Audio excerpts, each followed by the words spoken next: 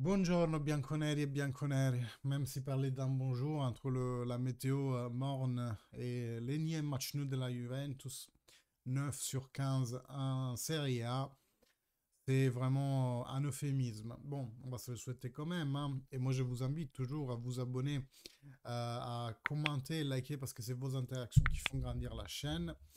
On va résumer ce match. Hier, j'ai pas été en live. J'ai regardé le match d'un œil pendant que ma famille était là. C'est pour ça que je n'étais pas en live. Mais j'ai regardé suffisamment en fait. J'ai tout vu. Un première mi-temps vraiment déprimant où le Bologne nous a dominés. Même encore quand il y avait Cambiaso sur le terrain, vraiment, ils nous ont dominés. Ils ont eu le contrôle du match chez nous. Chez nous. Il y a peut-être un sauvé, c'est qu'on sait ça encore, parce que dans l'action du premier but, c'est encore lui qui fait tout. Et c'est vraiment le but qui nous donne un peu d'adrénaline, qui nous réanime quelque part. Avec donc le premier but de Cobb Mainers avec notre maillot, ça qui nous réanime un peu. Après l'entrée de Savon, on a celui qui fait le break et qui donne un ballon très vertical pour Vlahovic, qui lui arrive à voir Bangoul en dehors de la surface. Bangoul a fait un but magnifique qui servira sûrement pour faire lever son prix parce que je pense qu'il sera vendu quand même dans le mercato de janvier pour financer tout le reste parce que oui, il nous manque tout le reste. En fait, je vous le disais plusieurs fois, c'est une Juventus qui commence l'action très bien. La construction du bas, vraiment, ça marche et c'est toujours le cas. Mais arriver au milieu de terrain, pas d'idée. Pas d'idée. Et là, je lance quand même une pique parce que, vous le savez, j'ai défendu Allegri jusqu'à la fin. Aujourd'hui, je défends Thiago Motta, vraiment avec le couteau dans les dents. Encore aujourd'hui, je défends toujours mon entraîneur. Mais là, excusez-moi, tous ceux qui l'année dernière créaient Allegri Out, ok, c'était après 3 ans, patati patata, mais dites-moi si je me trompe, aujourd'hui on voit exactement les mêmes choses. Et moi je dis qu'il faut toujours supporter en fait. Autant je vous le disais l'année dernière, oui, après 3 ans, autant je vous le dis aujourd'hui, c'est pas parce que l'équipe va mal qu'on doit nous, tifosi, créer un environnement vraiment néfaste, parce que les joueurs lisent aussi ce qui se passe sur les réseaux sociaux. Oui, on a le droit de critique, on n'a pas le droit de vraiment créer un climat lourd. Et on voit les mêmes choses que l'année dernière. Donc après, comme Verona, les deux premiers matchs, où il y avait l'enthousiasme pour l'arrivée de Thiago, pour le fait de construire un nouveau projet, on voit exactement les mêmes choses que l'année dernière. Oui, moitié de l'équipe a changé, sans doute, mais toutes les équipes sont confrontées à ça, à un moment difficile. C'est pas dans le sens, oui, l'équipe est perdue parce que l'équipe est perdue, ou parce que Allegri l'a rendu comme ça. Ça n'a rien à voir. Moitié de l'effectif a changé. C'est juste que toutes les équipes, regardez le Milan en ce moment, traversent des fois des moments comme ça. Et il faut continuer à soutenir l'équipe. Parce que ça ne veut pas dire qu'un tel joueur est nul, ou plusieurs de ces joueurs-là sont nuls, ou Thiago Motta ou Allegri sont nuls. C'est juste le football, en fait. Ça passe comme ça. Regardez aussi le Manchester City. On va voir qui va sortir avant du tunnel. C'est quoi, mardi ou mercredi prochain? Moi, j'ai l'impression que c'est pas nous qui allons sortir du tunnel parce que là, je vois encore même pas la lumière au fond du tunnel. Et voilà, juste, ça fera grandir peut-être certaines personnes, hein, qui étaient prêts à cracher sur Allegri déjà la première année. Hmm. Ça les fera peut-être grandir, ça leur fera peut-être prendre conscience que dans le football, c'est comme ça. Il y a des hauts et des bas. Et dans les bas, il faut continuer à supporter l'équipe. Parce que nous, les tifos, on a aussi un rôle à jouer, je pense, surtout à l'ère des réseaux sociaux. Et entre parenthèses, en Italie et même ailleurs, hein, je pense, il y a des youtubeurs qu'on n'entend plus en fait. C'était facile, j'étais du crachat et du fumier sur Allegri pendant 3 ans. Mais maintenant, ils sont où ces youtubeurs? Il y en a qui ont fermé leur chaîne, hein. Il y en a qui parlent de toute autre chose aujourd'hui, de l'élevage de bovins et j'en ne sais quoi. Pourquoi? Parce que c'était la facilité. Mais aujourd'hui, ils peuvent pas. Ils peuvent pas cracher sur Thiago Motta pour avoir craché 3 ans sur Allegri. Ils sont où ces gens aujourd'hui? Cohérence, mes amis. Dans la vie, il faut une cohérence. Ma cohérence, c'est être supporter de la Juventus. Toujours, je serai à côté de mon équipe, de mon entraîneur. Toujours. Bref, si on doit se concentrer vraiment un peu plus sur le match, pardon, j'ai envie d'en sauver un seul, comme dit, c'est Conceição, parce que c'est le seul auquel on peut donner le ballon et espérer toujours qu'il se passe quelque chose. Mais il manque vraiment des mécanismes dans cette Juventus. Il manque vraiment le fait de couvrir les espaces d'une façon qui soit acceptable. Je dis même pas bonne, mais acceptable. Le porteur est souvent seul. Il y a rarement des superpositions. Et justement, le premier but vient d'une superposition de Danilo. Danilo, vitupéré par plein de gens, qui fait ce qu'il peut à son âge aussi, on peut le dire. Bref, ça vient de là, le premier but, d'un mouvement qui peut, disons, enfin, qui libère un homme déjà, et qui déphase la défense adverse. Et ça nous manque en fait. On a le soliste, on a Conceição, on lui donne le ballon et on attend qu'il fasse la magie. Ça va pas. C'est pas comme ça qu'une équipe euh, peut réussir. Regardez le premier but du Bologna. Qu'est-ce qui fait que c'est Ndoye qui coupe derrière le dos de Locatelli et qui, dans cette action très précise, se fait avoir.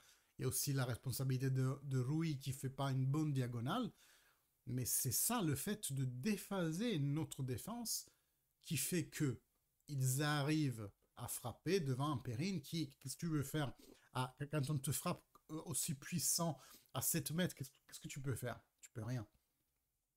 Déphaser. Et comment tu déphases? En te décalant, en cherchant la profondeur, en occupant mieux les espaces. Chose que nous, encore aujourd'hui, on ne fait pas. Je vous ai dit, après les 3-4 premiers matchs où il y avait vraiment un enthousiasme et que les joueurs étaient mobiles sur le terrain, aujourd'hui, je vois des joueurs tétanisés. C'est pas qu'ils sont nuls. Il y a un peu du fait de la condition physique, on le sait, parce que les blessures, parce que c'est toujours les mêmes qui jouent, etc. Ça, c'est des arguments qu'on traite tous les années. C'est pas que Thiago Motta, ça fait 4-5 ans qu'on a toujours des problèmes de condition physique à un certain moment de la saison. Et un moment topique de la saison, et c'est celui-là, le mois de novembre-décembre, si vous allez regarder en arrière dans les précédentes saisons, il y a toujours ce moment-là, novembre-décembre, où on a beaucoup de blessures, beaucoup de problèmes musculaires. Voilà. Mais, c'est un problème mental. Moi, je les vois tétaniser, nos joueurs.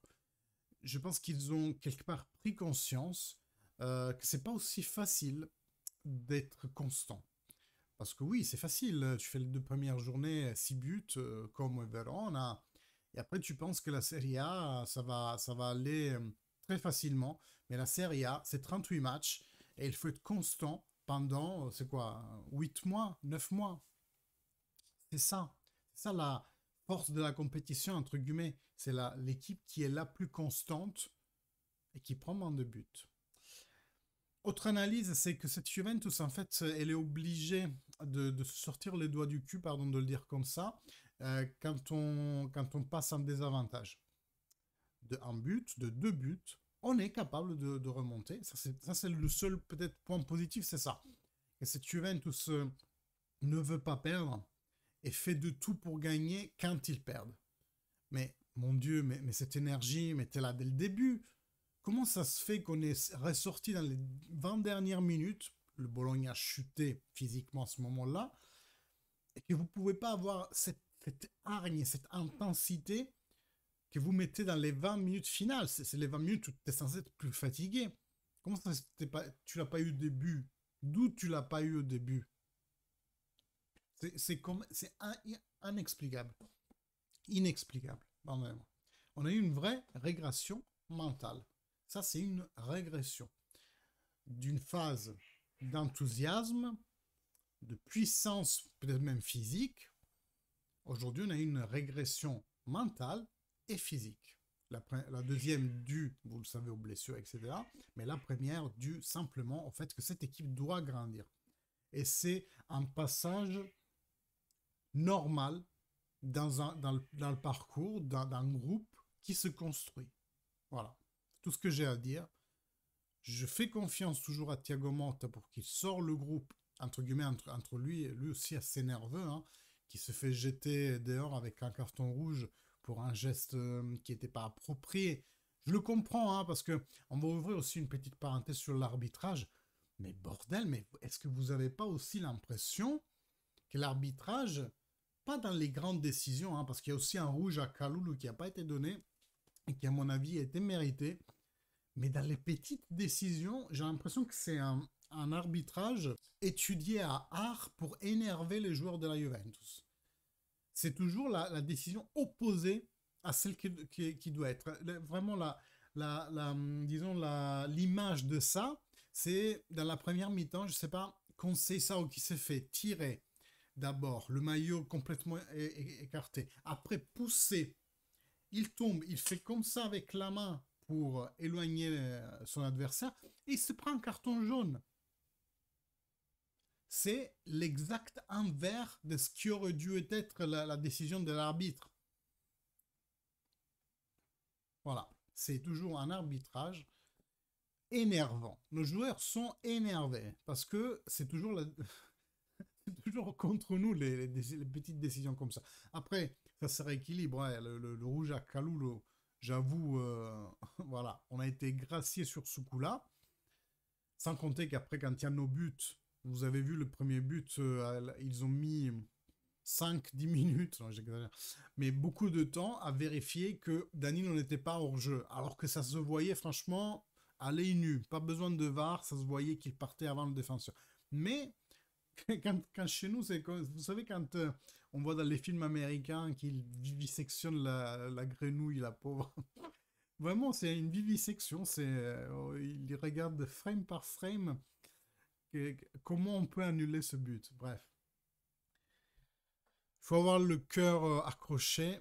Là, il y a un match de Champions League qui est pas, sûrement le match plus difficile de cette saison jusqu'à l'heure, hein, parce que le Manchester City, c'est quand même l'équipe la plus solide qu'on va rencontrer dans cette première partie de saison. Bien sûr qu'eux aussi ont leurs problèmes à ce moment-là. Mais je pense que dans le problem solving, dans la résolution du problème, eux, ils sont quand même plus avancés que nous. Nous, je nous vois vraiment en ce moment, sans vous mentir, je nous vois au fond du trou dans l'époque Thiago Motta. Parce qu'il y a eu d'autres trous, d'autres époques. Maccabi, Monza, hein, vous vous souvenez, cette semaine ahurissante. Mais aujourd'hui, on est vraiment mal. On a besoin d'un switch mental. Je ne sais pas s'il va venir tout de suite, mais on a besoin que les joueurs se regardent, les joueurs, l'entraîneur, le staff, dans le blanc des yeux, pour se dire leur cas de vérité, même que les assiettes volent, si les assiettes doivent voler. Et Thiago Motta se doit de changer quelque chose. Parce qu'après la blessure de Bremer, ça c'est aussi un moment topique de la saison, il a dû changer des choses. Il a dû, enfin, pas il a dû changer d'interprète. Mais en changeant d'interprète, par exemple, notamment Gatti et Kalou en défense, il a dû leur apporter un aide, qui est celle de Locatelli, qui nous fait être trop avec le barré centre bas. J'adore Locatelli, il a fait des très bons matchs dernièrement, il m'a même surpris contre Lecce. Pour moi, c'était lui le meilleur, hein. J'ai encore cette image où il se sacrifie avec le poids du corps limite pour bloquer un tir. Mais il nous fait être avec le barré centre trop bas, c'est ça le problème. La toute première Juve de Thiago Motta était vraiment verticale, belle à voir et avec des solutions. Le fait que tu te sacrifies en milieu de terrain pour couvrir la phase défensive, forcément ça te fait baisser ton barycentre. Et encore une fois, une chose vis-à-vis de la défense, si c'est pour après se faire avoir par une talonnade magique de Castro qui t'envoie dans l'air toute la défense dans leur deuxième but, punaise. Waouh, les deux centraux qui sortent comme ça, Gatti qui sort sur l'homme, et Castro qui invente une magie, on est d'accord, c'était magique ce qu'il a fait, et qui envoie Pobega directement devant Perrine. Je suis désolé, ça c'est pas un but qui est envisageable à la Juventus. Gatti, il doit sortir sur l'homme, mais les autres, ils doivent rester là où ils sont pour couvrir. Et Gatti, son problème à lui, c'est que c'est quelqu'un de nerveux, c'est quelqu'un qui se laisse beaucoup avoir. Et quand tu as un arbitrage comme ça, qui est fait pour énerver nos joueurs, bah, je comprends que lui aussi pète un plomb et après fait des erreurs aussi débiles. 15 minutes de vidéo pour rattraper le fait que j'ai pas été en live. En tout cas, j'espère que cette analyse vous réconforte un peu dans ce dimanche morne avec déjà le moral dans les chaussettes. Moi, je vous invite toujours à vous abonner, à activer la cloche, à commenter, à faire tout ce que vous voulez en termes d'interaction, parce que c'est toujours vos interactions qui font grandir la chaîne. On se voit normalement donc pour le match de Champions League en live. Fino alla fine, forza Juve. Ciao.